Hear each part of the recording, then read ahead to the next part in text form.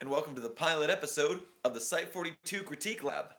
In case you don't know, because this show doesn't exist yet, today I am going to go over a real-life draft SCP. This is kind of a go-between before it goes to the draft forums. So yes, an idea of the show. Mission statement. There are too many... There's so many, not too many, there can't be too many SCPs, but there are so many SCPs written every day, and there's only so many people in the critique staff. It's a tidal wave of stories and not enough people to read them. And we need editors, we need stuff to be done. So this is kind of community service for the SCP community. If you're in my chat, which I have pulled up right now, you'll be able to help me as we go through a real-life draft SCP and see if we can help it get ready to go up on the wiki. Now, for my credentials, I am not a professional writer. I have written one SCP that stayed up on the site. That's SCP-3086. So I do have one SCP to my name. I can technically be called an author. I've only done one. But I have written some theater scripts before. I have done a little bit of proofreading. So, and anybody who's in the chat along with will help out. Today, Redditor I Stab You has turned in a draft called BoronBiggs, and if you look in the description of the video, I left a link to the sandbox. So we're going to go through this in 3 phases. Phase 1, I'm just going to read the whole thing. We want to get the whole idea before we dive into what needs to be fixed. After that, we'll go through the nitpicking phase, which is where we will go along and do things like spelling check, grammar, stuff like that. And in our third phase, we will go over the greater ideas, such as, is this a good idea? Is the anomaly good? Stuff like that. So we'll do read it, technical writing, spiritual writing, idea writing, emotional writing, stuff like that.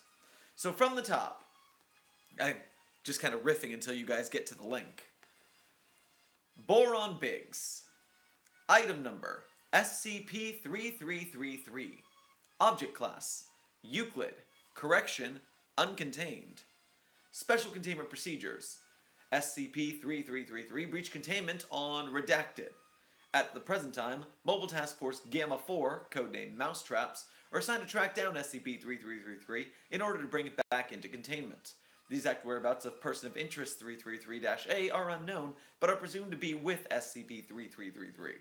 See Incident Log 3333-C for more details about the containment failure of SCP-3333. Hello Ellen, hello C-Jops. Hooray for notifications and spiritual writing. Show past containment procedures. SCP-3333 is to be kept in a customized humanoid containment chamber with walls reinforced with at least 10 cm thick steel sheets with a layer of glass on the inner surface. SCP-3333 cell is to be fitted with a modified sprinkler system capable of quickly flooding the cell with concentrated hydrochloric acid. This is to be used only as a last resort. Okay, to know why I looked at that weird, you have to have seen this picture, which if you have not pulled up, it is this adorable blue creature. I don't know why we are dousing it with hydrochloric acid yet. Let's get back to it. SCP-333's primary containment is voluntary, and as such its needs and requests must be kept in consideration for purposes of containment.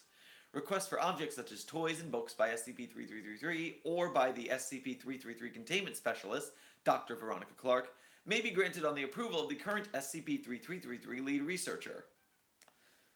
If SCP-3333 enters a rage state for any reason, take a shot for rage states as a, what's the phrase I'm looking for? Cliche. Rage state. Dr. Veronica is to first attempt to calm it down before any other methods are tried. This procedure was put into effect upon the conclusion of Incident 333-21-A, and now we're going into strike-through. Since its implementation, Dr. Veronica has been successful in regaining control of SCP-3333 in all cases when it has entered a rage state, proving this to be an effective containment procedure. So, I'm assuming that they did not successfully get it out of a rage state this time. Dr. Veronica is also allowed to make daily visits to SCP-3333's containment chamber, as this has shown to effectively reduce the average number of rage state episodes experienced by SCP-3333.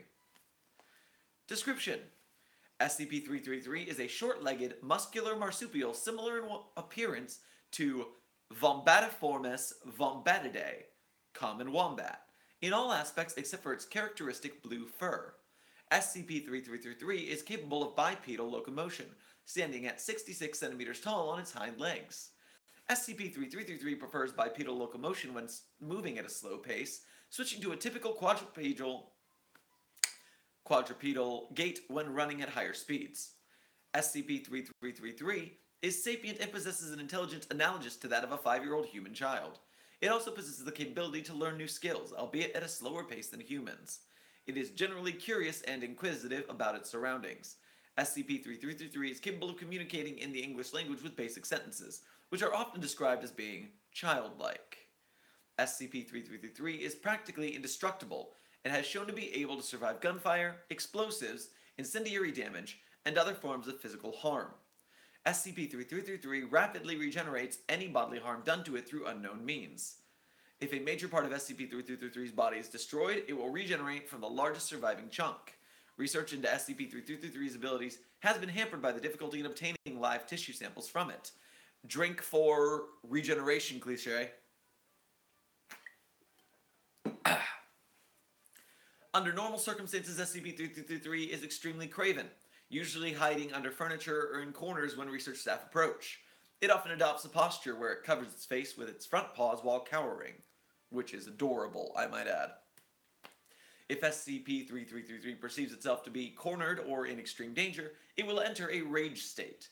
While in this enraged state, SCP-3333's behavior will change to become extremely hostile. It will attempt to kill or injure all personnel present and will attempt to break out of containment. This rage state will only be subdued if it perceives itself to be alone and away from all containment, if it is injured to a point where it is unable to fight or regenerate itself fast enough, or if it can be calmed down by other means. SCP-3333 came into the Foundation's custody when it was found rampaging through Redacted, Australia. Everything's terrible in Australia. Defying any attempts by law enforcement to contain it. It was captured after being hit with multiple anti-tank RPGs, which resulted in over 90% of its body mass being destroyed. Containment teams noticed rapid regeneration of flesh, and it was quickly placed under containment. After regeneration, it was noted to be completely placid, exhibiting confusion related to its current location. It was later revealed that SCP-3333 does not retain its memory after regenerating from significant damage to its brain. However, it is somehow able to retain skills it has learnt in the past. Show details for Incident 3333-1-B. And this is a collapsible, so we're going in. Incident 333-1-B took place soon after initial containment. After SCP-3333 was discovered to be completely placid, Dr. Osborne Armstrong, Level 3 Foundation researcher assigned to study SCP-3333, attempted to obtain tissue samples to study the rapid regeneration capabilities of SCP-3333, along with Dr. Veronica Clark, at the time a Level 2 junior researcher assigned to assist Dr. Osborne. The following is a transcript of the video recording from SCP-3333's containment chamber during this incident. Oh, hello, BoronBiggs made it. Huzzah, welcome. This is his deal, so let's see how this goes. Begin transcript. Dr. Osborne Armstrong is seen to enter SCP-3's containment chamber, Dr. Veronica Clark following closely. SCP-3's, which was previously looking at a light on the wall of its containment chamber, is seen retreating to the corner furthest away from the entering researchers. Dr. Osborne is seen discussing something with Dr. Veronica and then slowly moves toward SCP-3's. As he does, he raises his right arm forward in an inviting manner. SCP-3's is seen to be visibly shaking, presuming from fear. Dr. Osborne approaches SCP-3's and touches its fur with the tip of his hand. SCP-333 is seen to scream and run parallel to the wall towards another corner of the cell. Dr. Osborne is seen to ask Dr. Veronica for help, and both move towards SCP-3's. Dr. Veronica approaches SCP-3's and lays a hand on its fur, which causes SCP-3's to visibly recoil, but it is unable to escape to another corner. Dr. Veronica strokes the fur of SCP-3's, which visibly calms it down. Dr. Osborne approaches from the left with a needle in an attempt to obtain a blood sample from SCP-3's. SCP-3s doesn't seem to notice immediately what is happening. As Dr. Osborn inserts needle into the flesh of SCP-3s, it enters into a rage state and growls loudly before jumping to attack Dr. Osborn's face. SCP-3s produces long claws which were not visible before and proceeds to severely injure and then kill Dr. Osborn, who tries unsuccessfully to break free from its grip the entire period. At this time, all doors to the containment chamber are locked to prevent a containment breach. Dr. Veronica runs toward the main entrance of the cell but finds the door to be locked. She hits the door multiple times with her fists while screaming to be let out. The door stays locked. SCP-3 seems to have finished with Dr. Osborn and his lifeless body lays on the floor. Dr. Veronica is huddled in a corner of the chamber and SCP-3's now turns to face her. SCP-3's leaps to land on top of Dr. Veronica and raises its right claw to strike her. At this point, Dr. Veronica screams and is seen holding her hands in front of her face. SCP-3 is seen holding its position above Dr. Veronica without striking her. Dr. Veronica is seen to be visibly shaking with fear. SCP-3 leaps off of Dr. Veronica and is seen sitting beside her in a much calmer manner. SCP-3 is seen to speak for the first time and converse with Dr. Veronica for a period of 8 minutes before the containment chamber door is reopened to retrieve Dr. Veronica and remove the body of Dr. Osborn. End transcript. So, what I gather from that transcript is, oh, you're a chicken too. Let's be friends. Alright. At the conclusion of this incident, Dr. Veronica was debriefed and revealed that SCP-3 was interested in where it was and what the Foundation was, but had no recollection of how it got there or anything that it had done before coming into Foundation custody. Taking into consideration that Dr. Veronica was the first person to successfully interact with SCP-3s, it was decided to appoint Dr. Veronica to the position of Containment Specialist for SCP-3s, and all new experiments involving SCP-3s are to be conducted after consultation with Dr. Veronica. Show details for Incident 3's.23-B. So now we have another log in a collapsible. This incident occurred in the last 23 separate attempts to obtain biological samples from SCP-3s. All previous attempts had resulted in SCP-3s entering a rage state. However, it was controlled each time by Dr. Veronica. Dr. Veronica vehemently opposed any attempts at trying to obtain biological matter from SCP-3s, but it was considered the utmost priority to study its regenerative properties in order to better understand it. As part of this test, Dr. Veronica was asked to comfort SCP-3s as another sample collection was attempted. Transcript. Dr. Veronica is seen entering the containment chamber of SCP-3s, closely followed by D33294. D33294 is a trained veterinarian and has been informed of the samples to be collected. Dr. Veronica approaches SCP-3s, who greets her by clutching her hand tightly. Dr. Veronica and SCP-3s sit next to a wall with Dr. Veronica stroking its fur and appearing extremely calm. Dr. Veronica presumably informs SCP-3s that another attempt to collect biological samples is going to be made. SCP-3s is seen immediately tensing and standing up, but Dr. Veronica manages to convince it to sit back down. Dr. Veronica signals to D33294 to begin the attempt, and D33294 produces small plastic scissors which she used to obtain a sample of SCP-3's fur. The sample is obtained without incident, but SCP-3s is seen to be noticeably shaking. D33294 produces an automatic needle, which she presses onto SCP-333's leg, and presses a button to quickly plunge a needle into its flesh. SCP-3s is seen to enter a rage state, despite Dr. Veronica's presence, and proceeds to jump up to D33294 face, using its claws to inflict deep wounds. Dr. Veronica is seen trying to get SCP-3s off of D33294 and trying to calm it down, but it does not seem to respond. In an attempt to cut into D33294's chest, SCP-3s accidentally swipes across Dr. Veronica's right shoulder, which result in 2 gashes across her upper arm, through which blood begins to pour out. Upon seeing Dr. Veronica's injury, SCP-333 immediately returns to a normal state and leaves D33294 to rush over Dr. Veronica. SCP-333 clutches her arm and its paws and tries to stop the flow of blood by pressing its paws against the wound, becoming increasingly just got the coughs. Whew. Becoming increasingly distressed as it is unable to do so. SCP-3 is seen standing, seeming confused before it begins crying and vocalizing loudly for help. After 1 minute of SCP-3's crying, it is decided to enter the containment chamber. SCP-3 does not intervene with recovery efforts. End transcript. Dr. Veronica was retrieved in an unconscious state after having suffered significant blood loss. She was rushed to Site-42 medical wing and made a full recovery. Resuming her previous duties after 3 weeks, SCP-3 was seen to cry for 4 hours after the conclusion of Incident 3's-23-B and remained at elevated levels of anxiety over the next week before returning to normal. Did I remember that this was kept at Site-19? No, we didn't mention that before. Okay, that might come up later. I'm not sure. We'll see. All right, proposal 3s-B-24. Email from researcher Callahan, CC Callahan at Foundation, to Dr. Robert Preston, SCP-3's lead researcher, Dr. Preston at Foundation. Subject, next proposal for extraction of biological matter. Good afternoon, Doctor. I feel personally responsible for the incident last month involving Dr. Veronica. I hope she is doing better now. However, for the next attempt, I got to reading SCP-3's files and it occurred to me, when we initially captured the thing, we managed to do enough damage to it for it to be rendered immobile. Why not do that again? But this time under contained circumstances using an acid bath. Then we could take samples while it's incapacitated. Let me know what you think about it, and please pass it through Dr. V for her approval. I don't think that's going to happen. From Dr. Robert Preston, SCP-3's lead researcher, to researcher Callahan. Subject regarding next proposal for extraction of biological matter. The proposal is approved. Please schedule it for next Monday. Please put the order for the supplies you need to Site-42 procurement department with my reference. And don't worry about Veronica. I'll pass it through her when she is well enough. Incident log 3s-C.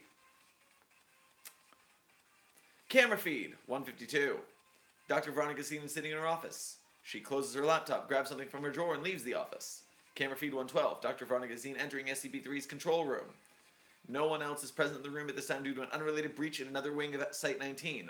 Dr. Veronica is seen sitting in front of the terminal. After writing some commands into the computer, she scans her access card on the card scanner next to the terminal. SCP-3's, from camera feed 115. SCP-3's containment chamber door is seen to open. However, the alarms associated with do not activate due to technical failures.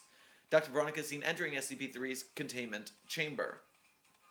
She emerges 2 minutes and 22 seconds later with SCP-3's by her side.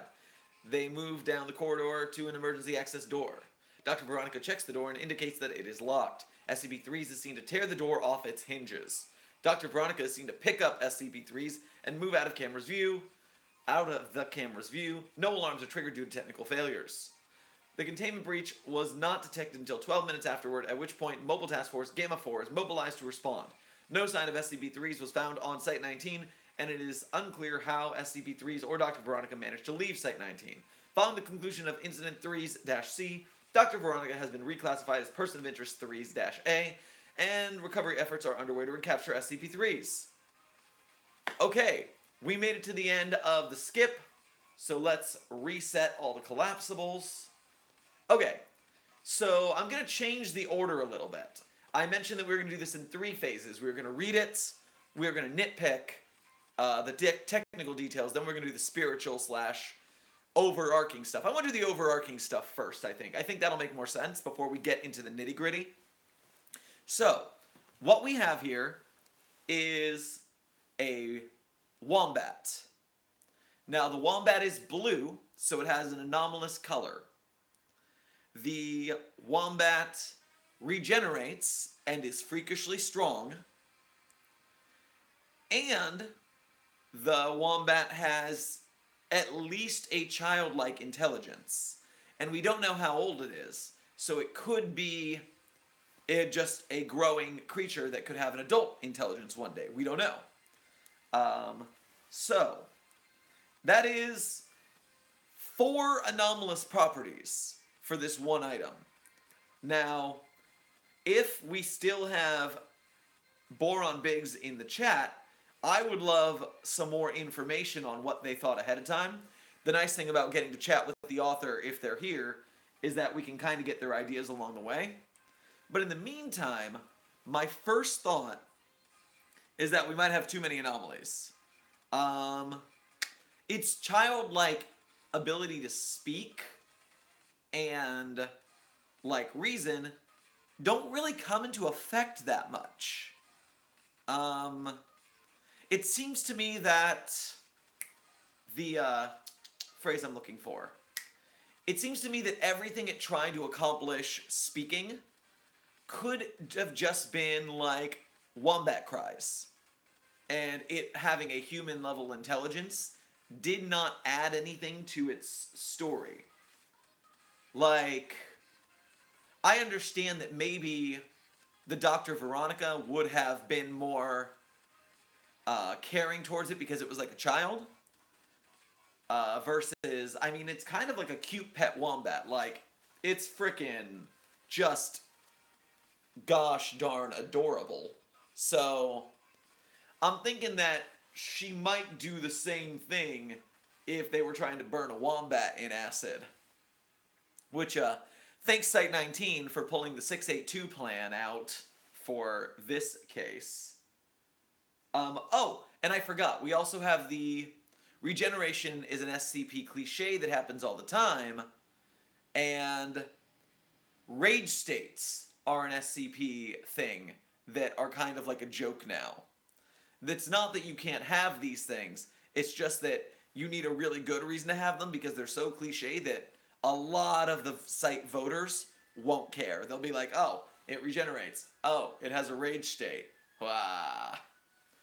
So, those are things to think about. I'm not saying don't do them, I'm saying make sure you're doing them really well.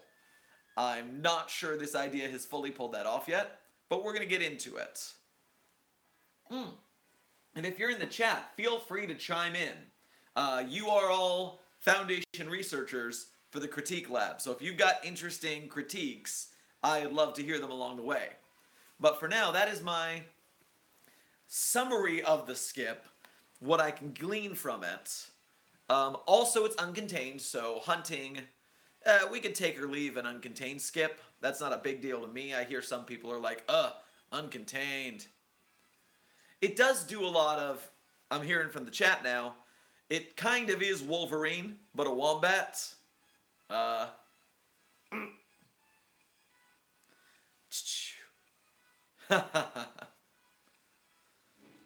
getting... Amazing Ellen from the chat points out that the image quality could be a lot better. I'm on an iPad, so I can't see it too great, but if it's pretty blurry, that is...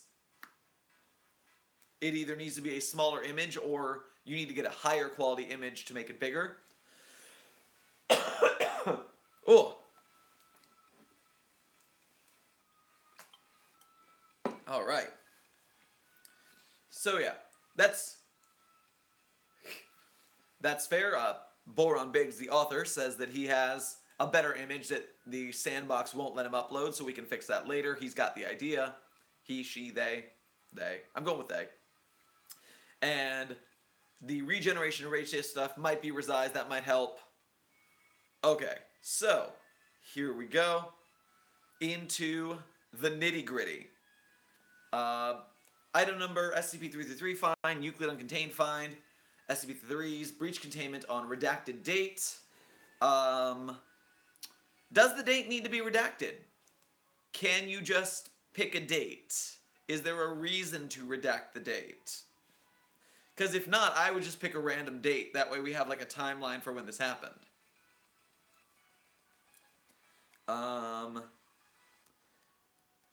So this is a style point for the wiki. Mobile Task Force Gamma 4. Usually the code name, in this case Mousetraps, is typically in 333, or sorry, Mousetraps is typically in parentheses and quotation marks. So it does both. You have parentheses and then quotes inside the parentheses. And that's kind of like a codename style thing that I think most of the wiki adheres to. So in full thing, MTF, oh, and you don't put a hyphen between MTF and gamma. So it's MTF space gamma hyphen 4, open parentheses, quotation mark, Mousetraps, quotation mark, close parentheses. It would be the style for that. Or assigned to track down SCP-3s. Oh, and in general, I know this is SCP-3333. Just in general, for writing in a sandbox, using 4 X's rather than just picking a number is better, because you never know if your number will be open by the time you get there. So XXXDX is typically the way to go there, but that's a super nitpick. Like, no one cares about that one. That's just... Alright, so see Incident Log 3's-C for more details about the containment failure of SCP-3s. Show past containment procedures. If it were me, I would capitalize each word in the collapsicles. In the collapsible, I would capitalize hide past containment procedures.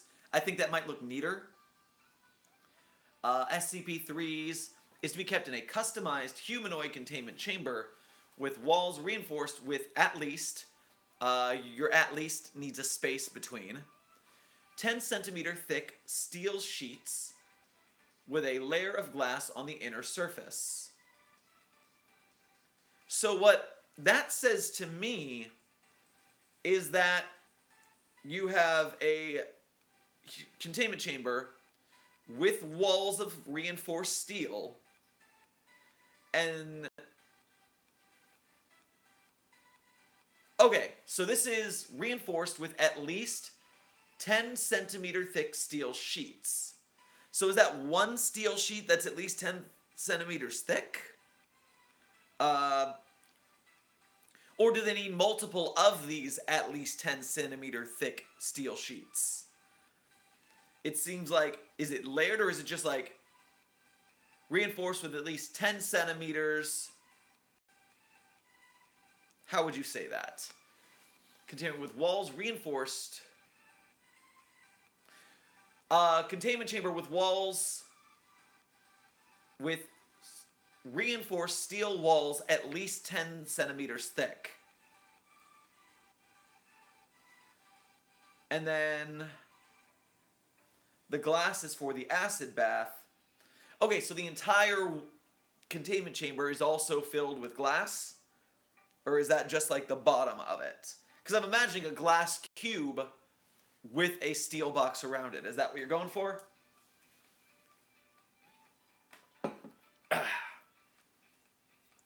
In the meantime, SCP-3 cells to be fitted with a modified sprinkler system capable of quickly flooding the cell with concentrated hydrochloric acid.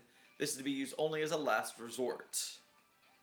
Okay, so when we did the acid bath thing earlier, when we said it there, I thought it was a, because it says last resort, I thought it was used as a defense in case they need it for the rage stateness. But at the bottom in the proposal, where do we say the acid bath? So in proposal at the bottom, you mention, hey, why don't we use an acid bath? So that makes me think that the acid bath wasn't installed in the procedures because they hadn't used it yet. At least in all of the, like, shown, that's the phrase I'm looking for, rage states, they never actually gave it an acid bath. Veronica always calmed it down, either by calming it down or being scared or being injured. So, in that case, having the acid bath in the procedure seems weird, because later on, right before it escapes, they were talking about what sounds like the first acid bath. Now, maybe you take it out of the procedures, or maybe instead you make the doctor at the end come in and say, when he proposes the acid bath, that he says, hey, we have an acid bath installed just in case, why don't we use that to incapacitate it? And that could be an easy fix for that problem.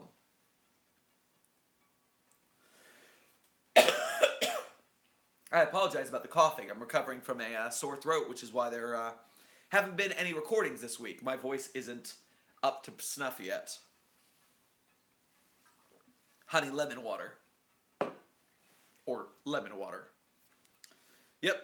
Rest in peace. I am died. So, continuing on. So yes, I suggest making the email mention that the acid bath is already installed for emergencies and that they should use it. Continuing on. SCP-3s primary containment is voluntary, and as such, its needs and requests must be kept in consideration for purposes of containment. I am not sure how I feel about that one. I don't think anything is really contained voluntarily. Like, I don't think anything is contained voluntarily. I mean, even if it is volunteering, because, I mean, we're going to contain it either way, right? And also, it's not... Is it voluntarily contained if we had to, like, anti-tank missile it and then,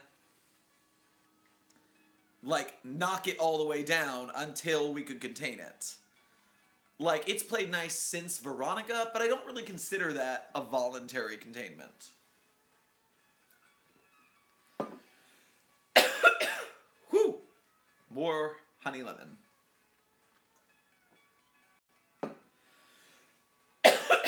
Ay, ay, ay. So, if it enters... I'm sorry, I'm gonna go grab a cough drop. That may help. I will return in a moment. My lord.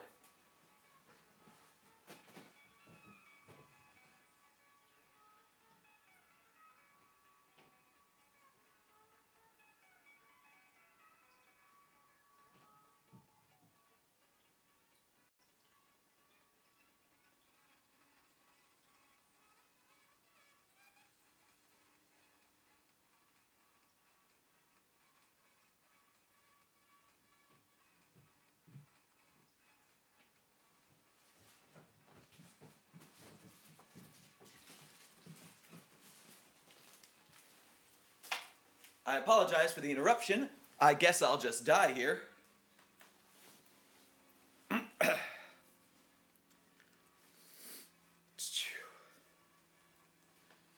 Alright, so back to where I was. 3's primary containment is voluntary, and as such its needs and requests must be kept in consideration for purposes of containment. Requests for objects such as toys and books by SCP-3s or by the SCP-3's containment specialist, Dr. Veronica Clark, may be granted on the approval of the current SCP-3's lead researcher. Okay, so the lead researcher is not the containment specialist and the lead researcher are different. But okay, that's good for later. If SCP-3 enters a rage state for any reason, Dr. Veronica is to first attempt to calm it down before any other methods are tried. This procedure was put into effect upon the conclusion of incident, blah, and since its implementation, Dr. Veronica has been successful in regaining control of SCP-3's and a rage state, proving to be effective. Containment procedure, okay, good. Dr. Veronica also allowed to make daily visits, adorable. Okay, so that line's fine. Going down to description. SCP-3 is a short-legged, muscular marsupial, similar in appearance to Vombatiformis vombatidae. Okay. I think there's a space between Vombatiformis and Vombatidae that shouldn't be. I think, like, the hyphen should be there. Are those typically, are the scientific, the Latin names, or are those typically done in italics, I think? I don't know. Let's take a look. Let's find some fancy science. What's an SCP with some fancy science on it? One that's got an animal. The chimp that's on fire. Which one's the chimp that's on fire? Girl on fire SCP. I know that one has a monkey. Alright, 2984. SCP 2984. So, it is a... So, in this one, it says SCP-2984 is a female Bornean orangutan, parentheses, Pongo pygmaeus. And the Pongo pygmaeus is in italics in the parentheses. So that's what I thought you were supposed to do.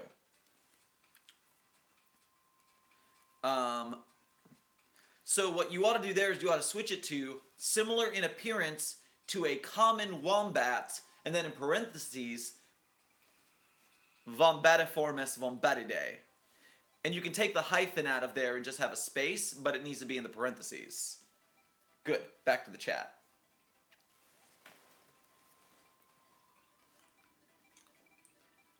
In all aspects, except for its characteristic blue fur. Now, that is, we're saying it is characteristic for the anomaly, but we could also say it's uncharacteristically blue fur because it's uncharacteristic for a common wombat. So, and yes, Morrigan asked, is that the actual Latin name for it? That I don't know the answer to. So, to Google, Vombatimet pata, common wombat Latin name.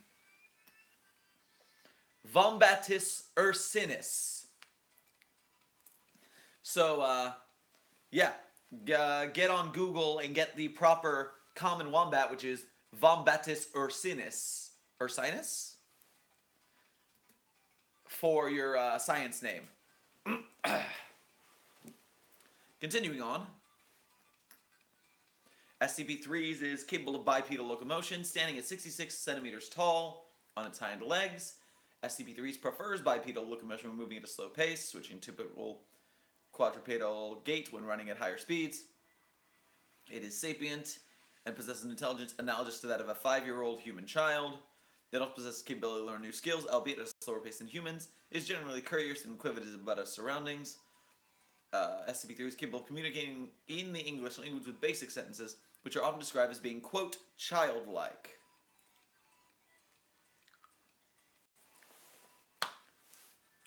If you do wombat scientific without that,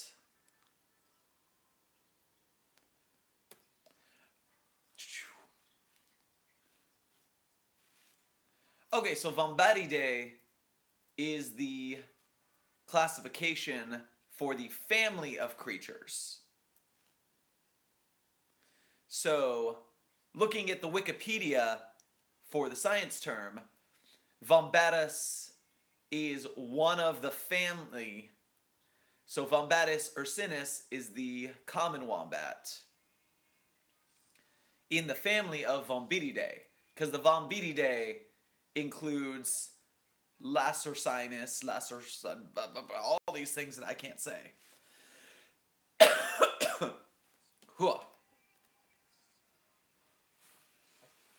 Okay, so moving on.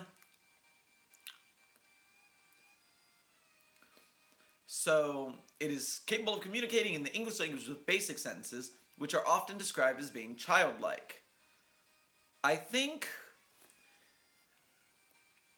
you should lowercase the c in childlike, and I think you should put a hyphen in there.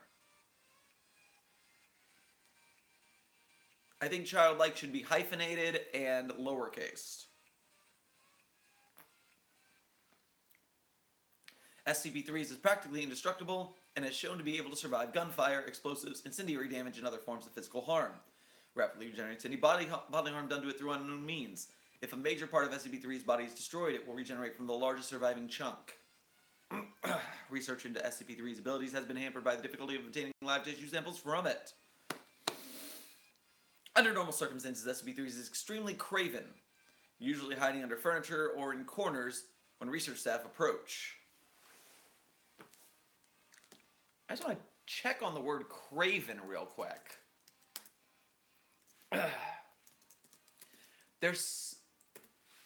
It's not a very common word. Like, yeah, so craven just means, oh, okay. So I don't think you want to use the word craven here. Because craven is what you call a cowardly person if you don't like them. Contemptibly lacking in courage. It's what you're calling them scared, cowardly, but you're saying it in a specifically mean way. You're saying, you craven jerk. So I don't think you want to use the word craven in this situation. Dilgaff in the chat points out that childlike is one word, And that is a good call. Thank you. Amazing Ellen points up, if it can regenerate from the largest part, why wouldn't they just take the smaller part for the sample? And that's a good one. Boron wants to know about other words for craven if we're not going to use craven. If you were going to say it's extremely, I would say timid almost. Because the wombat and timid has that kind of small sound. It's already... Timid's a good one.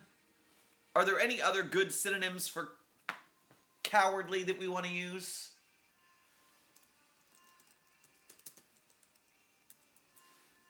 What is a good scientific-y term for cowardly that fits? I'm getting timid is good.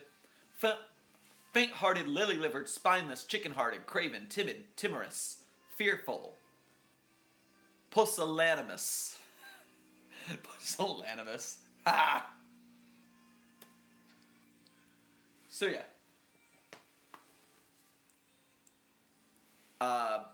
SCP-333 is practically indestructible. Under normal circumstances, SCP-3s is extremely timid.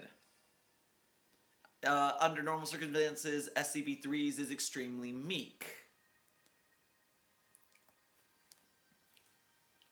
I like timid the best. I think meek could also be good. Okay. Usually hiding under furniture or in corners when research staff approach. It often adopts a posture where it covers its face with its front paws while cowering. If SCP-3 perceives itself to be cornered or in extreme danger, it will enter a raged state. While in this enraged state, SCP-3's behavior will change to become extremely hostile. It will attempt to kill or injure all personnel present. It will attempt to break out of containment. This rage state will only be subdued if it perceives itself to be alone and away from all containment. If it is injured to a point where it is unable to fight or regenerate itself fast enough, or it can be calmed down by other means. Morrigan points out that some kittenish could be another timid word. Dilligath goes for maybe submissive. That makes me think skittish could be a good one. Skittish could be good. I don't know if that's a real word. Is skittish a real word? Or is that a slang word? Oh, it's a real word. Huzzah. Of an animal, especially of a horse, excitable or easily scared. Skittish may be the best one because you say it of an animal.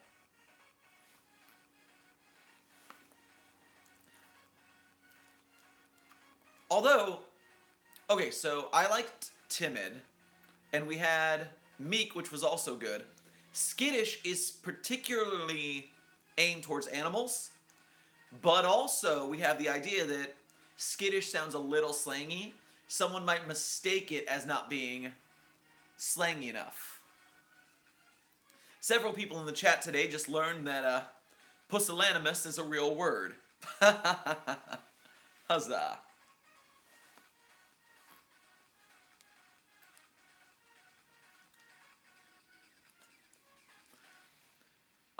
Amazing Ellen points out that if he attacks everyone with him, surely then the part with Veronica is very unlikely. The only reason I would say we kind of got a solid on that one, that it's actually not bad, is because she does do his exact fear pose, and so it could be an imprinting thing. So maybe that, because he attacked the heck out of that doctor, but when she did his exact fear motion, he stopped. So that's actually pretty good. I kind of like that that happens. Okay. It often adopts a posture where it covers its face with its front paws while cowering. If SCP-3 perceives itself to be cornered or in extreme danger, it will enter a rage state. Does that need a comma? If SCP-3 perceives itself to be cornered or in extreme danger, comma, it will enter a rage state. I think it does.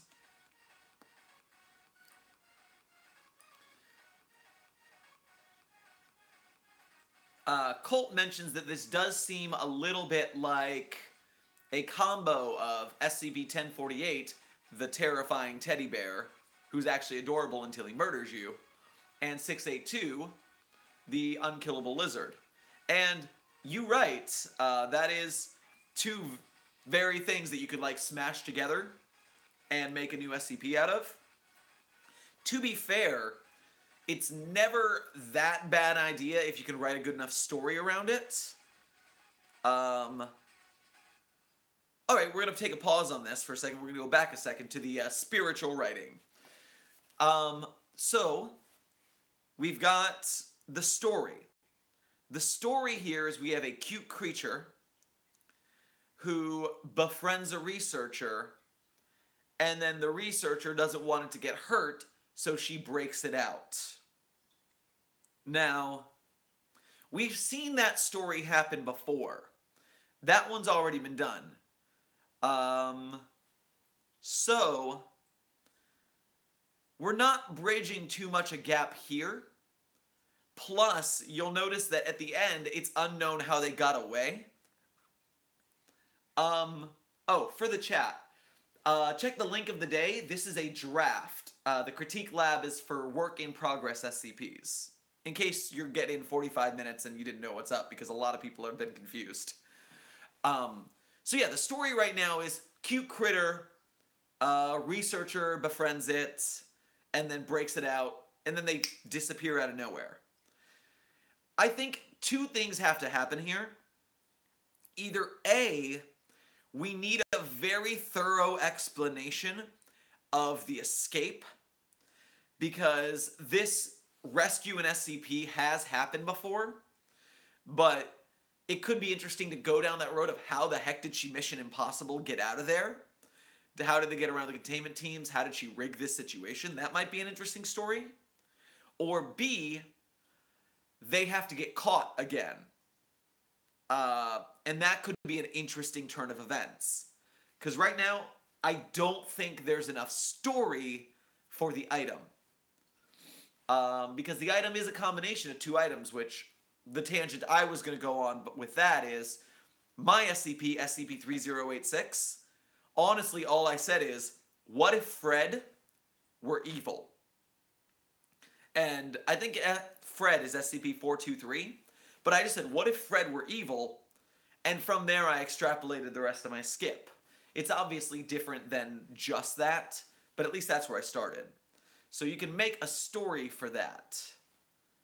Dilligaff points out on the escaping front that there were sympathetic agents in 231. You're right. He did get shot down in the escape. So maybe... So yeah, if she became caught and then we had like an interview or something, that could be a tragic ending. Or we could have a different tragic ending. Or we can like detail their escape and make that the story. And then that could be a fantastic end. So yes, long story short, way too late. I think we could use a little bit of story. And Boron points out that he didn't think of those two when he wrote this, but it makes sense. That happens to all of us. There are so many SCPs that mine, 3086, was supposed to be audio only. The idea is that if you wrote about him or drew him, it would come to life. So if you spoke about it, it was fine, so you made a recording. And we already have one of those, and I didn't know it. 11-something is a harp that you can't write about, so he had to record it all. But mine was a different enough anomaly that it got to stay up, because, yeah, it used the audio format, but it already did that. Or it did it differently enough. Alright, so, moving back down, we have it, we have that comma, where if it perceives itself... Where was the comma at? It was... Foundation custody, Craven hiding, Rage state will be subdued if it's alone. Foundation custody was found rampaging through wreck. Where did I want there to be a karma? A comma. A karma? A comma. Ah, yes. If SCP-3 perceives itself to be cornered or in extreme danger, comma, it will enter a rage state. Let's continue. While in this enraged state, SCP-3's behavior will change to become extremely hostile. It will attempt to kill or injure all personnel present and will attempt to break out of containment. This rage state will only be subdued if it perceives itself to be alone and away from all containment, if it is injured to a point where it is unable to fight or regenerate itself fast enough, or if it can be calmed down by other means. SCP-3s came into Foundation custody when it was found rampaging through Redacted, Australia. I'm fine with that redacted, it doesn't matter. Boron in the chat says that I think I'm just going to drop the whole rage state thing. It sounds weird hearing it from someone else's mouth. That's fair. I've done that before where you say it and you're like, oh, that doesn't sound as much as I like. Alright, so I'm going to keep going through. That way if you salvage any parts, it'll still exist.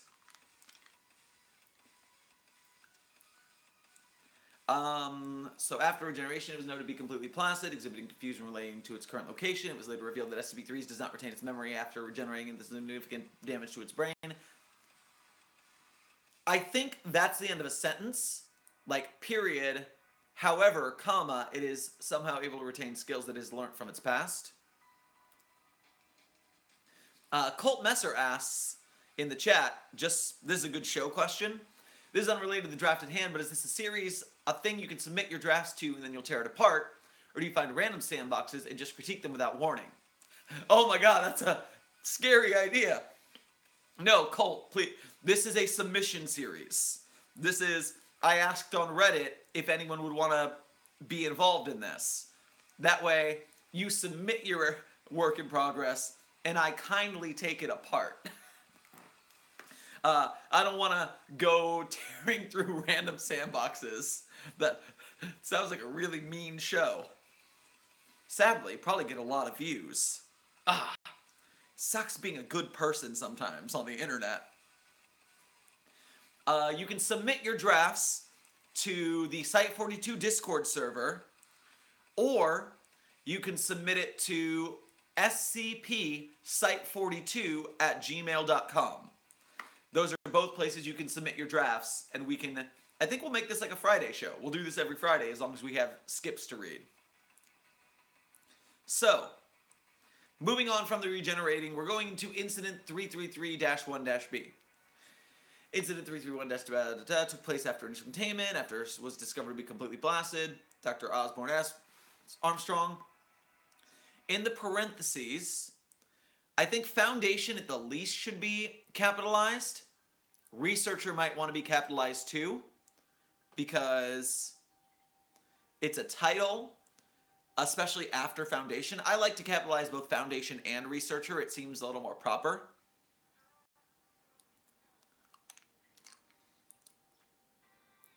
I think that could just be level 3 Researcher. I don't think you have to say it was assigned to study SCP-3s, because that, obviously, they're studying SCP-3s. Attempted to obtain tissue samples to study the rapid regeneration capabilities of SCP-3s, along with Dr. Veronica Clark, at the time, level 2 Junior Researcher, assigned to assist Dr. Osborne. That one could stay, because it's stating something different, sort of. The following is a transcript of the video recording from SCP-3's containment chamber during this incident. Osborne was seen to enter SCP-3's containment chamber. Dr. Veronica Clark following closely. Good. SCP-3 was previously looking at a light on the wall of its containment chamber, seen retreating to the corner first away from good sentence. Dr. Osborne discussing with Veronica and then slowly moves towards SCP-3s. Period. Slowly moves towards SCP-333, period. As he does, comma, he raises his right arm forward in an inviting manner. Seen visibly shaking, presumably from fear. Good. Dr. Osborne approaches SCP-3s and touches his fur with the tip of his hand. SCP-3s is seen to scream and run parallel to the wall towards another corner of the cell. Dr. Osborne is seen to ask Veronica for help and both move towards SCP-3s. Approaches and lays a hand on his fur, which causes SCP-3s to visibly recoil, but is unable to hit another corner. A repeat of the email for Colt is scpsite42@gmail.com. And now, Osborne approaches the fur with the tip of his hand. SCP-3 seem to scream and run parallel to the wall. Okay, that's a fine thing for a comma. Osborn is seen to ask Dr. Veronica for help, and both move towards SCP-3s. That's fine. Approaches SCP-3s and lays his hand on its fur, which causes SCP-3s to visibly recoil, but is unable to escape to another corner. Whoa. Strokes the fur of SCP-3s, which visibly calms it down. Approach from the left with a needle and attempt to obtain a blood sample. Good. Doesn't seem to notice immediately what's happening. Good. Dr. Osborn inserts a needle in the flesh. It enters a rage state. Growls loudly. That sentence is fine. Uses long claws which were not visible before and proceeds to severely injure and then kill Dr. Osborn. Ouch. Who tries unsuccessfully to break free from his... Okay.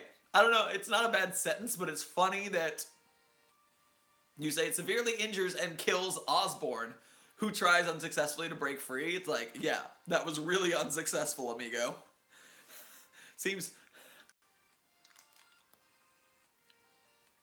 It seems like something you could split up, like, proceeds to, produces long claws, which were not visible before, and lunges at Dr. Osborn, who tries unsuccessfully to break free from its grip until he is slain, perishes, something like that. Oh, wait, but you did say who tries unsuccessfully to break free from its grip the entire period. Okay, that fixes it. My bad. Didn't read far enough. At this time, all doors to the containment chamber are locked to prevent the containment breach. Runs toward the main entrance of the cell, but finds the door to be locked. She hits the door multiple times with her fist while screaming to be let out. The door stays locked. SCP-3s seems to have finished with Dr. I would kind of like that if it was screaming to be let out, period, and then the door stays locked. Just like capital T there, the door stays locked is a 4-word sentence with a lot of power behind it. At this point, Dr. Veronica screams and she hits the door multiple times with her fists while screaming to be let out. The door stays locked. It sounds really menacing. It gives you that cold foundation vibe where, like, they did not try and save her. SCP-3 seems to have finished with Dr. Osborn, and his lifeless body lays on the floor. Oh! I'm sorry. No, I'm not sorry. I'm not going to change what I said. I was going to go back and say another thing, but no, I'm leaving it as it is. Let's keep going. Seems to have finished with Dr. Osborn, and his lifeless body lays on the floor. Lays on the floor? Lies on the floor. I always get that wrong.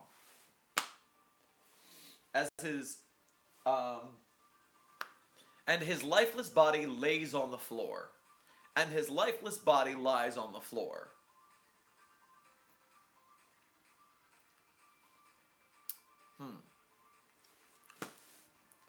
I don't know the answer to that one, so I'm going to my friend Google. His lifeless body lies on the floor.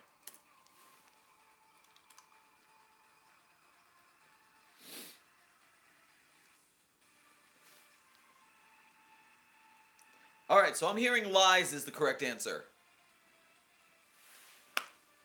And Boron, hey, I'm happy you are here in the chat at all. It is very nice to have the author in to interact with the draft. That way we can get some idea and some back and forth. That would be very helpful. If I keep this show Fridays at noon, so it's nice and consistent like this, I would love it if the authors were able to peek in once in a while. Okay, so leaps on top of Dr. Veronica and raises his right claw to strike her. Dr. Veronica does the cowardly move. SCP-3 is seen holding its position above Dr. Veronica without striking her. Dr. Veronica is seen to be shaking. Leaps off of Dr. Veronica is seen sitting beside her in a much calmer manner. I just think it would be nice if, like... I just think it would be nice if it leapt off and then, like, nuzzled her. That would, like, up the adorable factor a little bit. Like, it just hopped up and, like, rubbed up against her. I don't know. Seems adorable. Oh, that is a very good question, Ellen. Dr. Veronica. That's not her... That seems like a first name.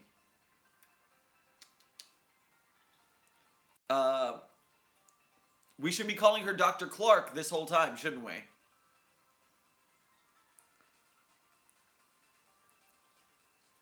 Like, it should probably be Dr. Clark throughout this entire document. See? That's why I have you guys in the chat. I completely missed that. That was a good point made.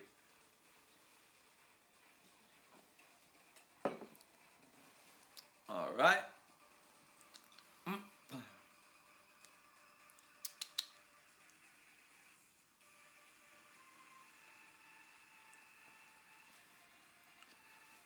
Dr. Veronica would be what a kid might call her. That's true. But we're not a kid. We're a scientific research foundation. So our document is definitely going to say Dr. Clark. It might call her Dr. Veronica Clark once to introduce her, but from then on, Dr. Clark is going to be the way it goes.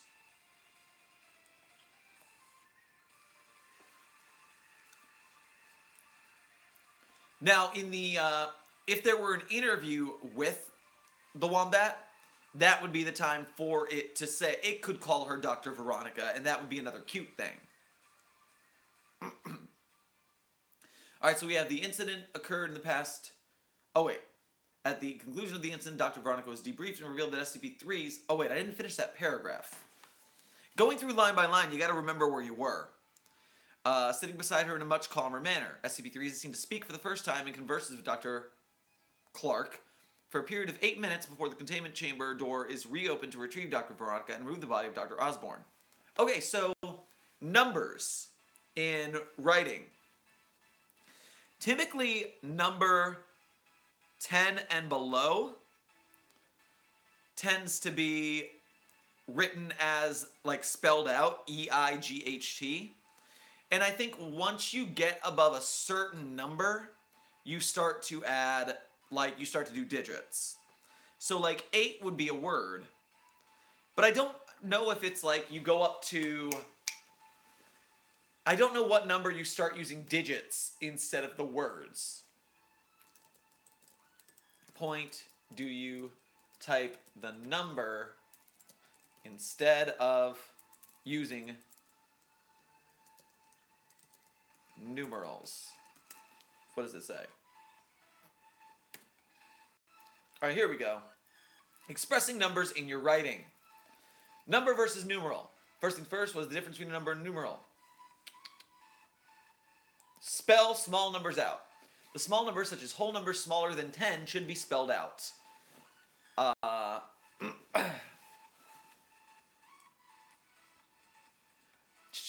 Experts don't always agree on the other rules. Some experts say that one-word numbers should be written out. Two-word numbers should be expressed in figures. So you should write out 12 or 20, but not 24. That makes sense to me. So,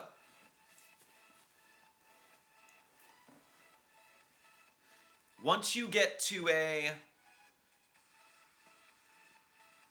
once you get 2 syllables, you're supposed to, or I'm sorry, 2 words, you're supposed to switch to writing digits.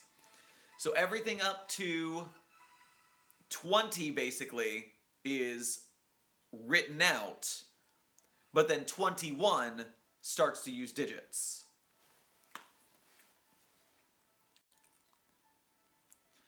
Is reopened to retrieve Dr. Clark and remove the body of Dr. Osborne. End transcript.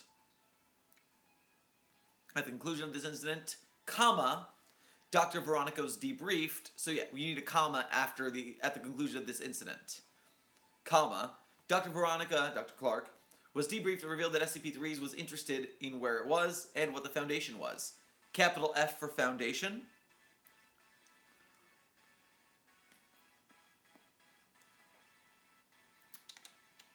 Where was I? But had no recollection of how it got there or anything it had done before coming into Foundation custody. Again, capital F.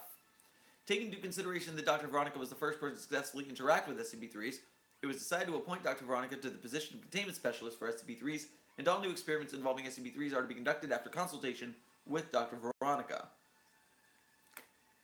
Okay. So moving on to the next incident, checking the chat for help. Plus 3 syllables. Can 15-year-olds join the Foundation?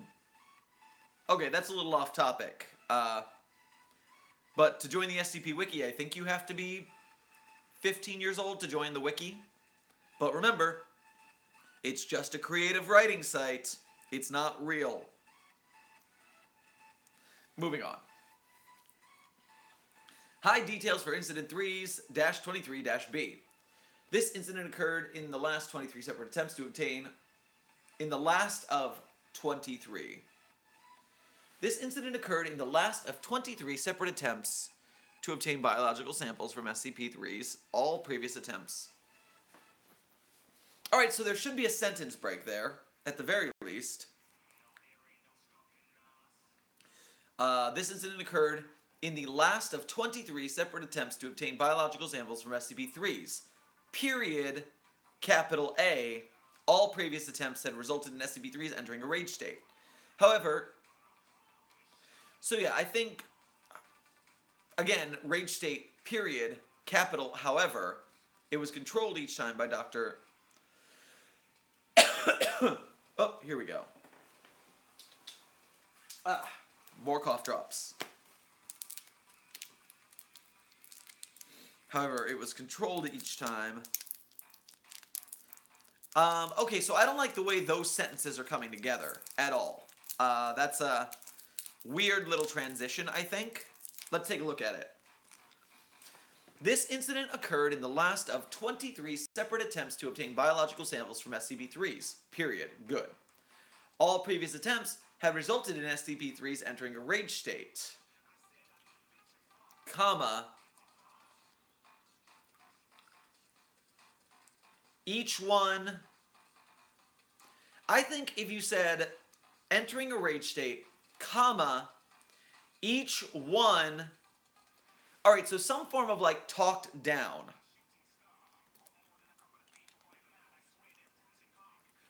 Some sort of talked down, where, like, talked down from the ledge. Each time talked down by Dr. Veronica. All previous attempts had resulted in SCP-3's entering a rage state. Each time calmed by Dr. Veronica. Each incident was... something. Each incident was... It's not subdued. Something like that. I'll go on. It might come to me later.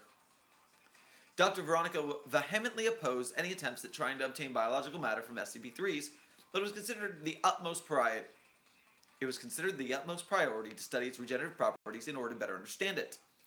As part of this test, Dr. Veronica was asked to comfort SCP-3's as another sample collection was attempted. Begin transcript.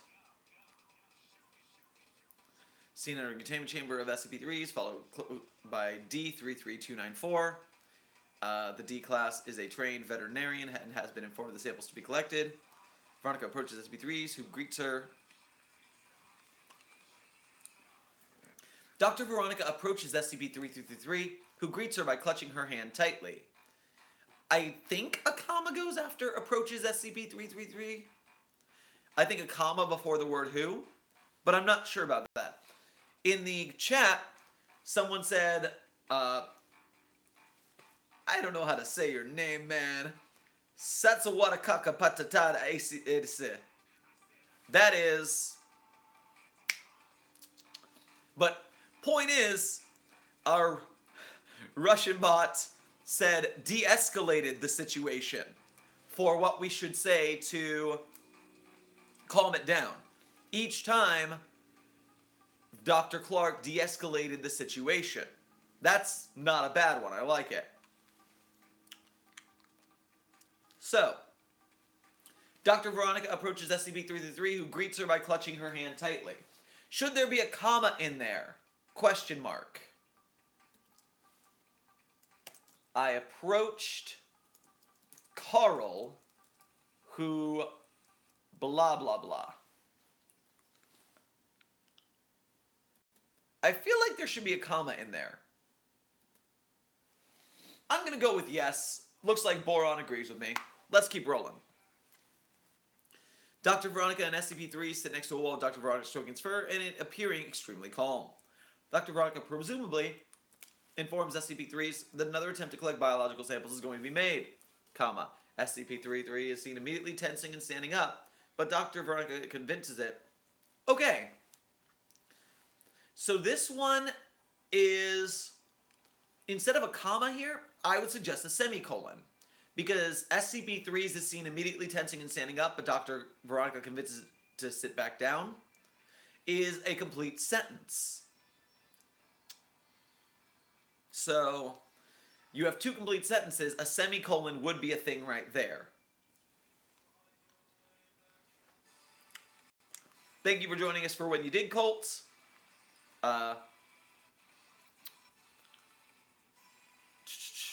Going down. So that is timestamp 11:03:20. You could split that with a semicolon instead of a comma. Next one. Dr. Veronica signals to D to begin the attempt, and D produces small plastic scissors, which she uses to obtain a sample of SCP-3's fur. The sample is obtained without incident, but SCP-3 is seen to be noticeably shaking. D produces an automatic needle, which she presses onto SCP-3's leg and presses the button to quickly plunge a needle into his flesh. SCP-3 is seen to enter a raged state, despite Dr. Veronica's presence. I think there shouldn't be a comma there. Is seen to enter a raged state despite Dr. Veronica's presence, comma, and proceeds to jump onto D33294, apostrophe S, face. Apostrophe S there. Using its claws to inflict deep wounds. Dr. Veronica is seen trying to get SCP-3 off of the D class and trying to calm it down, but it does not seem to respond. In an attempt to cut into D something's chest, SCP-3 accidentally swipes across Dr. Veronica's right shoulder, which results in 2 gashes across her upper arm through which blood begins to pour out. Good, good. Upon seeing Dr. Veronica's injury, comma, SCP-3 immediately returns to a normal state and leaves the D class to rush over to Dr. Veronica. SCP-3 clutches her arm in its paws and tries to stop the flow of blood by pressing its paws against the wound, becoming increasingly distressed as it is unable to do so. SCP-3 is seen standing, seeming confused before it begins crying and vocalizing loudly for help. After 1 minute of crying, comma, it is decided to enter the containment chamber. Period. SCP-333 does not intervene with recovery efforts. So I'm going to repeat that. After 1 minute of SCP-333 crying, comma, it is decided to enter the containment chamber. Period. SCP-3 does not intervene with recovery efforts. And transcript.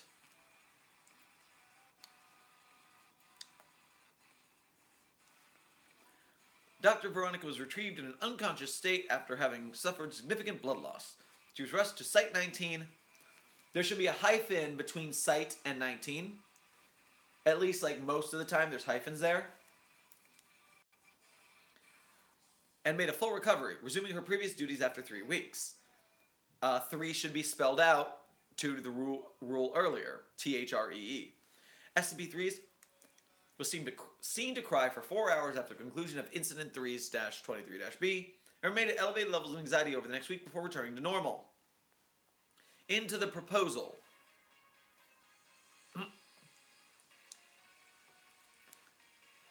Boron tells us that this is actually based on Lilo and Stitch, and that is adorable. That is adorable. And it's far enough removed that I didn't guess that was it. So, hey, that's pretty good. And this is an important moment. Carl wants to know about, I guess, my personal opinion on SCP-953. Right now, anything that's not the focus of the current work in progress, I'm not going to talk about. This show is about this work in progress. That is for another stream. My Skip Dictation live stream, where I record the skips and we talk behind the scenes, that is where we'll talk about more off-topic kind of things. But we have a purpose today. Cool. So, into the emails. From researcher Callahan. I think it says CC Callahan at Foundation.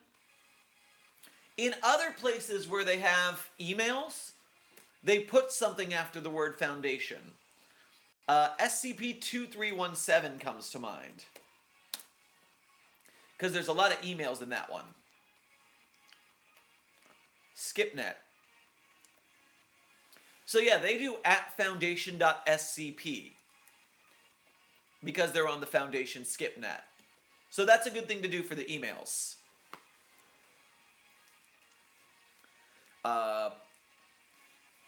Two, Dr. Robert Preston. You should capitalize lead researcher here because you do it in the next email as well. I suggest capitalizing both lead and researcher both times. Dr. Preston at foundation.scp. Subject, next proposal for extraction of biological matter. Good afternoon, doctor. Alright, so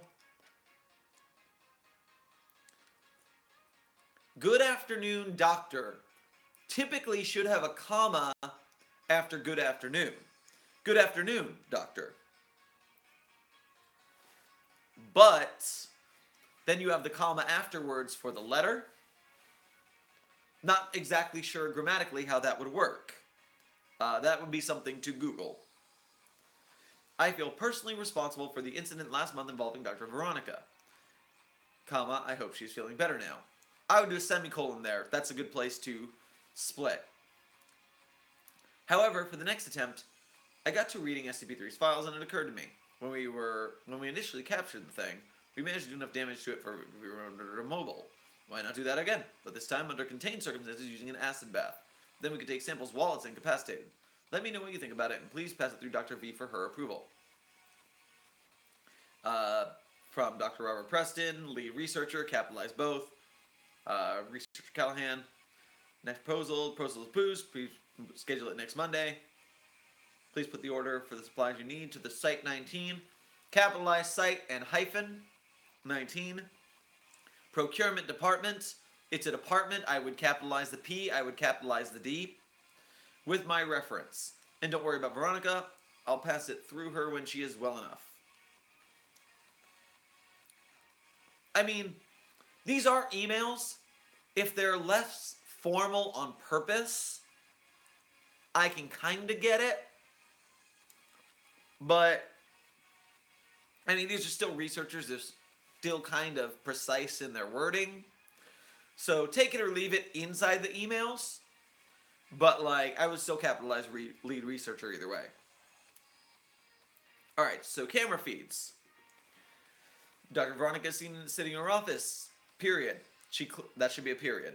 She closes her laptop, grabs something from her drawer, comma, and leaves the office.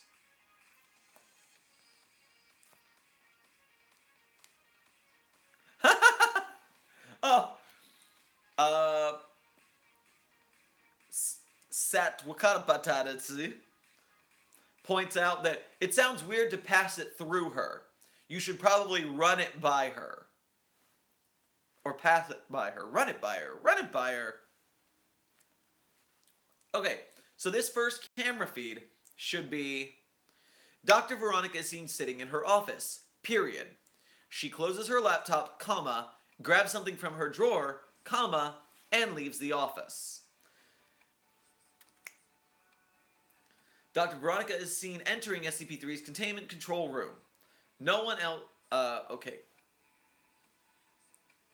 I would say period. And then no one else is present in the room at this time due to an unrelated breach in another wing of Site-19. Capital S hyphen 19. Dr. Veronica is seen sitting in front of a terminal. Period. After writing some commands, comma. Nope, I lied. Dr. Veronica is seen sitting in front of a terminal. Period. After writing some commands into the computer, comma, she scans her access card on the card scanner next to the terminal. I would say she scans her access card on the scanner next to the terminal. And then SCP-3's containment chamber doors seem to open. However, the alarms associated with do not activate due to technical failures. Okay, that weirds me out. So first, I would put a period after open, take out the however, and then the alarms associated with it do not activate due to technical failures. Now, do the do the alarms not go off due to a technical failure? Or do they not go off because Dr. Clark disabled them? I think that should be made a little more clear.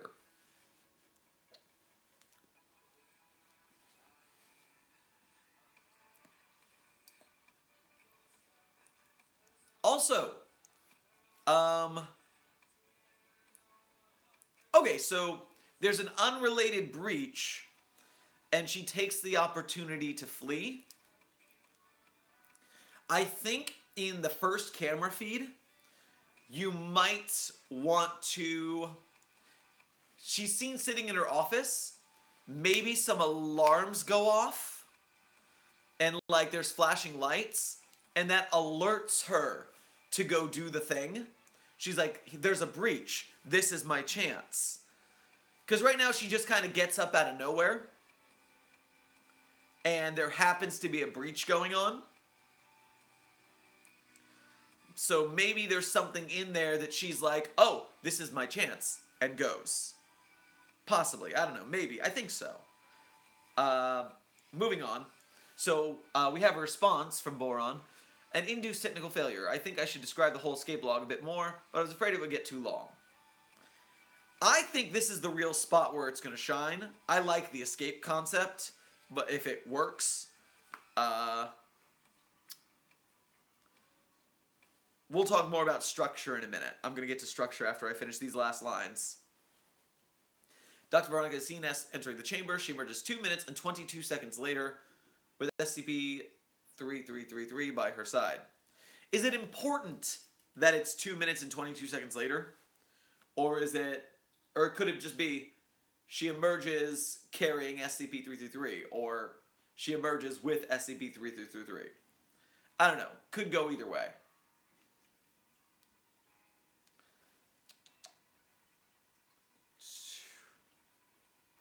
Dr. Veronica checks the door and indicates that it is locked. That could be a period in another sentence, or it could be a semicolon. SCP-333 is seen to tear the door off its hinges. Dr. Veronica is seen to pick up SCP-333 and move out of camera's view. No alarms are triggered due to technical failures. Again, either period or semicolon. So the reason I keep saying that is because a semicolon's job is to connect two complete sentences that are related. So, I went out to lunch. It was delicious. That could have a semicolon in the middle. If you're connecting two whole sentences, semicolon. If one of them is a sentence fragment, that's when you throw a comma in there. So, Dr. Veronica checks the door and indicates that it is locked. That is a sentence. SCP-333 is seen to tear the door off its hinges. That's a sentence. So that could be a semicolon or a period rather than a comma. It could be either a period or a semicolon, depending on how you want the structure to be, but it should not be a comma, I don't think. And the same for Dr. Veronica is seen to pick up SCP-3s and move out of the camera's view. No alarms are triggered due to technical failures. The containment breach was not detected until 12 minutes, spell out 12, afterwards, comma, at which point Mobile Task Force Gamma 4, put a hyphen in between Gamma and 4, is mobilized to respond. No sign of SCP-3s was found on Site-19, capital S-19, and it is unclear how SCP-3s or Dr. Clark managed to leave Site-19. Put the hyphen in there. Following the conclusion of Incident 333-C, Dr. Clark has been reclassified as Person of Interest 3-A, and recovery efforts are underway to recapture SCP-3s. Cool. That, my friends, is the entire nitpick phase for BoronBiggs' work in progress. So, any final notes from the audience in the chat?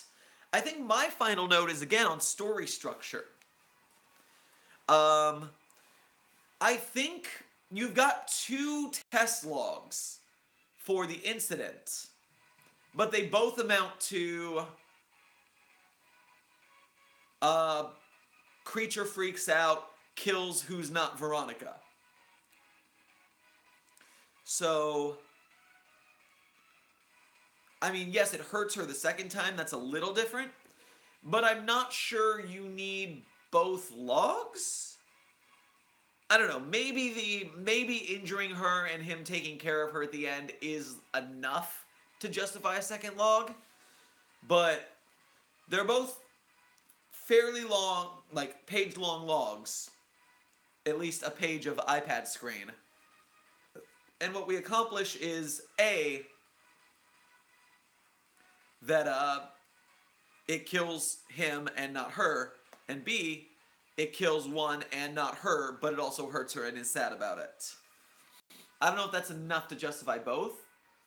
If it were me, and again, this is all the subjective stuff now. We've gotten through the technical writing, onto a little more subjective stuff.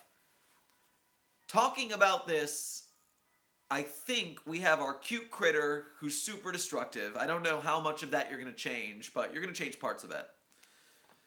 But what interests me is how she got away. Right now, it's just cute critter, liked by a researcher, and helped to escape.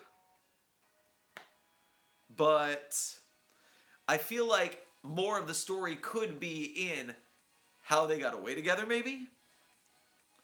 Again, that's opinion, that's me. Other people might have something to say.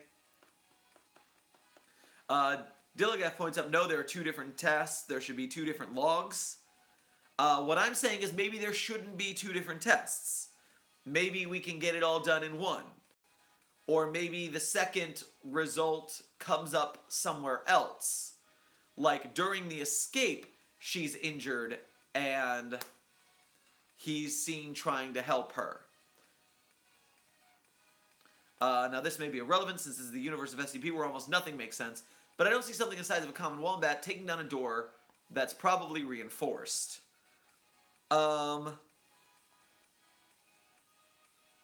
Okay, well, it was... Let me see. In the incident log, I want to check before I say this. Alright, so this seems to be a regular door, as opposed to a reinforced, like, containment door. Although the doors to the outside are... What's the phrase I'm looking for? The doors to the outside of the site are probably reinforced as well. And we know that a 10 centimeter steel door can stop it. So probably it's not too keen on exchanging that. Yeah, what I think is, I think the escape needs to be fleshed out. I want to know how they got away. I want to know what her plan was. I want to know how she did it. Because then that's like, all of your story setting him up can actually be a lot shorter. You don't need two different tests. You just need them bonding in story somehow. And then your story is their great escape. And it's a, like, Lilo and Stitch, it's the teamwork and the going together and the we're friends and we're going to make it. And you could end it in true Foundation shape with it going badly and she gets injured and they don't get away and it's sad. Or you could make it a happy ending and they Thelma and Louise out, and that could be something different for the Foundation. So, whether it goes bad or whether it goes good, we don't have a lot of Foundation escape stories. Like, the Foundation escaping, it's happened, but I don't think it's been elaborated on, and that could be an interesting angle, if not for your story, then for a story. If you want to write that SCP, go for it. Write an interesting breakout story, or like an SCP heist, like Ocean's 11, and they get it out. But overall, I hope this has been helpful. I hope this helps BoronBiggs to improve the skip. I hope this helps all of the viewers to both learn more about their writing and learn more about their critiquing. I think at right about an hour and a half, we had a pretty good run at this, Skip. So I would like to thank all of you guys for tuning in to the pilot episode of Site-42's Critique Lab. Critique. Well, critique me later. The Site-42 Critique Lab, pilot episode, great success. I want to thank you guys for tuning in. Remember, we can keep doing this. I've got our second one now because Colt sent me his SCP. I think we'll do this as a weekly show. I can do this every Friday. We'll get skips, we'll read them, we'll critique them. This will be a good time. Remember, help out the channel. Do things like liking and sharing and subscribing and Patreoning and things like that. We'll keep building the channel and the SCP community as a whole. We thank you guys, Foundation staff. We just did a good deed for the SCP community. We just helped a burgeoning author. We just helped the community make better writing. All of us are going to do better because we sat here and came to class. Good work, everybody. Thank you so much, and I'll see you guys in the next video. Peace.